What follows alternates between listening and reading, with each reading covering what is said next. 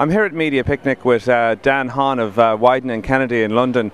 Dan, you spoke earlier today about Transmedia. You might just give us an introduction about Transmedia. So I think the thing about Transmedia is that what it's really doing is it's allowing people to be creative and tell a story in a way that isn't confined to any one particular format or any one particular medium. So what we've had historically is that if you want to tell a story, then you do it either through a novel or a comic book or a graphic novel or a TV show or a radio series or a film. And a particular characteristic of all of those different formats is that they are defined by the medium in which they are distributed and through which they're produced. So it's pretty hard right now to do a TV series that isn't a 22-minute long episode or a 42-minute long episode or that kind of thing. What Transmedia lets us do as creatives now is say, okay, well, this is the real seed of the story that I want to tell. What's the best way for me to tell it? Because what the internet has done is said, you know, all of those things, text, audio, video, applications, games, they're all delivered down the same wire or lack of wire now. So what they do is they free us from the constraints of the medium. They let us basically create a new medium if we want to for any particular story that we want to tell. Do you think that Transmedia will become the norm in years to come, and that it's? I know you mentioned that the movie Artificial into AI in 2001, which is 9 years ago. But do you think that in years to come that it won't just be a PR campaign or an ad campaign or an internet campaign? That everything will be across a number of different platforms. Yeah. Well, I think it's entirely likely that Transmedia, or whatever it ends up being called, will become the norm, in the way that people still read books, people still listen to music. It's just the way in which they do it has changed. So, for example, the number of people who watch TV will probably, I mean, so we heard earlier today that the number of people who are watching TV, traditional broadcast TV in the States, and even in the UK, is still going up. The thing to note, though, is that TV, linear video, is not going to go away. The way that we access it may well change, but the stories that it tells and the way in which we use linear video to tell stories isn't really going to change very much. Now, how that changes as part of a mix of the stories that we tell may well change in the future. So I think when we look at stuff like 24, or when we look at stuff like Lost, or even when we look at something like Glee. So Glee, although first and foremost a TV show, quite obviously has a lot more to it than just the TV show. There is a lot of it. There's a lot of stuff going on with Glee in terms of iPhone apps, in terms of social media activity. So, you know, there's a hell of a lot going on around Glee on Facebook. There's people forming Glee clubs all around the world, and they're sticking up videos of all the kind of stuff that they've done. I think that's only going to become more and more commonplace. So, yeah, I'm pretty sure that it's going to become normal. It's just that it'll happen in a combination of very slowly and also overnight at the same time. In the same way that right now, you know, the BBC can't create a TV program without creating a website for it. As regards some of the work that you've done yourself on Transmedia, I'm interested in commercial companies that you've done work for. So people who would have traditionally had a traditional ad spend or a PR spend. What sort of things have you done for them in Transmedia? So the kind of work that I used to do, I co-founded a company called Six to Start with my brother about 3.5 years ago.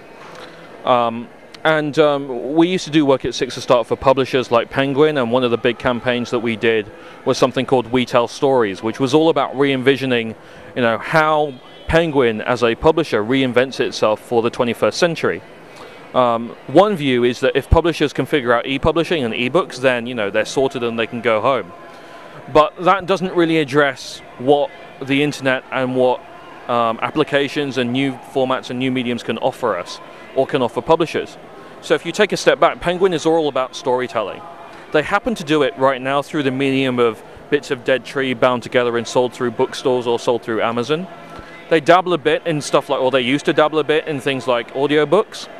But primarily, the thing about Penguin was that they would start with a manuscript and then they would go on from there. What We Tell Stories was all about was part research project and part showing the world this is what a publisher could look like. These are the types of stories, especially the types of short stories that a publisher could tell. And that was really something that we worked on with Jeremy Ettinghausen who was head of digital publishing at Penguin, in terms of, well, you know, it was part traditional ad campaign and also a research project. I'm interested to hear your views on Mad Men. I don't know if you're a fan of Mad Men, but it was news to me, maybe I'm naive, but that especially the Hilton story in season 3 was paid for by Hilton Hotels. And I know there's a storyline in the new series about Honda, and that it seems particularly genius to me to mix compelling narrative with advertising in a way that the user wants to hear more. Yeah, and I think that's really where it comes down to the core of it. I mean, one of the things I said today in the workshop session that we did was that bad storytelling is just bad storytelling. It is, you're right, it's an absolute stroke of genius to incorporate Honda that way and to incorporate Hilton that way into Mad Men. And we're perfectly at home, more or less, with that type of brand integration, if you want to call it that.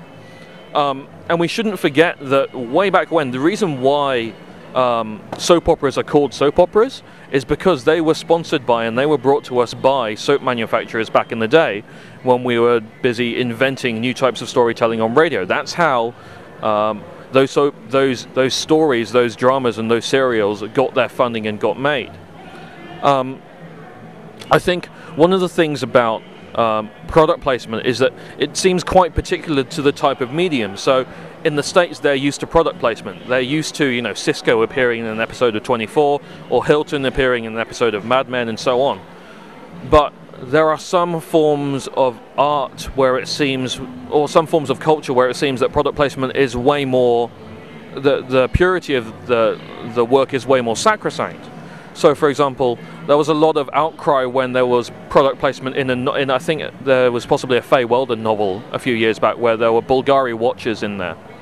And suddenly this was a really big deal because someone had paid to be in a book. And it's kind of like, well, you know, brands are mentioned in books all the time, really. Did it really change your enjoyment of that book?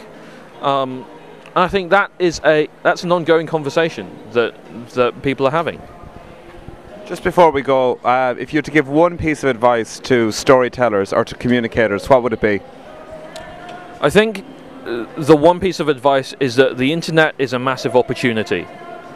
If we stop looking at it as a way that's destroying people's livelihoods and we think, okay, what are the types of things that we can do with the internet? What are the types of things that we can do online? There are some fantastic, magical things that we can do to affect people, to move people, and to tell emotional stories. The internet is just another tool for us to do that.